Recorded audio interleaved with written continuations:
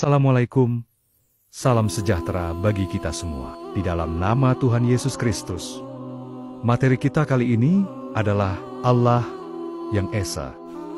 Allah yang Esa, yaitu monoteism. Katakanlah, Dialah Allah yang Maha Esa. Quran 112 Al-Ikhlas, ayat 1-4. Banyak orang mengaku bahwa Allah itu Esa, namun mereka tidak menjalankan hidupnya sesuai keyakinannya bahwa Dia adalah satu-satunya Allah. Dia bukan hanya sekedar yang terbesar di antara banyak kekuatan lainnya. Allah itu hanya satu atau Esa, dan Dia satu-satunya Allah. Dia ada dalam satu kategori yang isinya hanya Dia sendiri.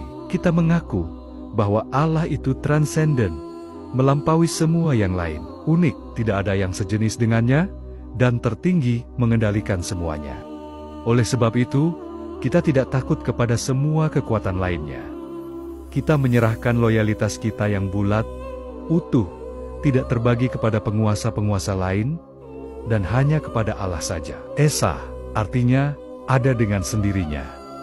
Tidak ada sekutu dengannya, Dia adalah menunggal. Pertama, Allah yang Esa memberkahi orang-orang yang berserah. Apa yang dimaksud dengan Allah yang Esa? Yang memberkahi orang-orang yang berserah? Segala sesuatu semestinya berserah hanya kepada Dia. Sebab segala hal bersumber dari Dia, oleh Dia, dan kembali kepada Dia. Allah sendiri yang mengerjakannya tanpa bantuan makhluk lain.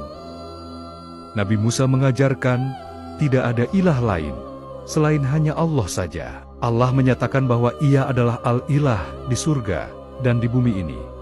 Tidak ada yang lain. Taatilah Ia yang tiada bandingnya, sehingga akan baik keadaanmu dan anak-anakmu. Ia yang disembah di bumi, juga di surga. Tidak ada ilah yang lain selain Allah saja. Kata itu terdapat dalam hukum 1 dan 2 dari 10 hukum Musa. Sekarang kita baca kitab Ulangan bab 4, ayat 32-40.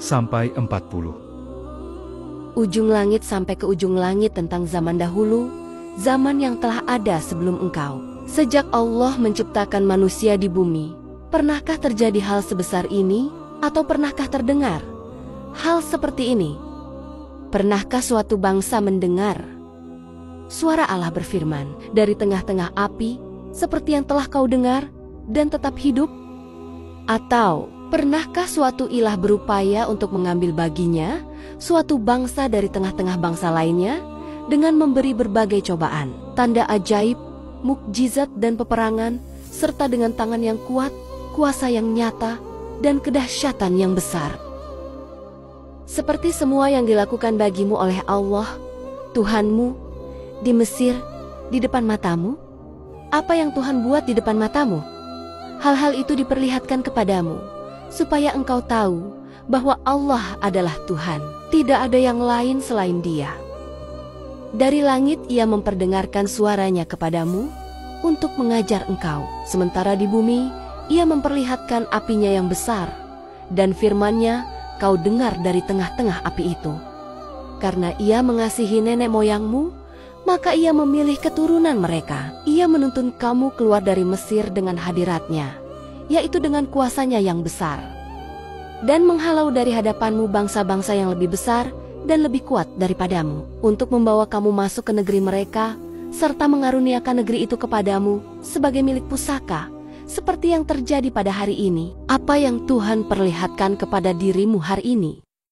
Sebab itu ketahuilah pada hari ini, dan camkanlah dalam hatimu bahwa Allah adalah Tuhan yang ada di surga, di atas, dan yang ada di bumi, di bawah. Tidak ada yang lain. Peganglah teguh ketetapan-ketetapannya dan perintah-perintahnya yang kusampaikan kepadamu pada hari ini, supaya baik keadaanmu serta keadaan anak-anakmu kelak, dan supaya lanjut umurmu di tanah yang dikaruniakan Allah Tuhanmu kepadamu sepanjang masa. Esa bermakna, Dia menciptakan makhluk gaib dan manusia, atau yang lain-lainnya, hanya untuk beribadah kepadanya, atau untuk mengabdikan dirinya kepadanya. Sudahkah saya berserah Apakah saya sudah mengosongkan diri dan memberi diri, hati, pikiran, dan jasmani kepada kalam Allah? Apakah saya sudah mendirikan penyerahan totalitas sehingga terjadi transformasi ke dalam kalbu atau hatiku? Marilah kita renungkan.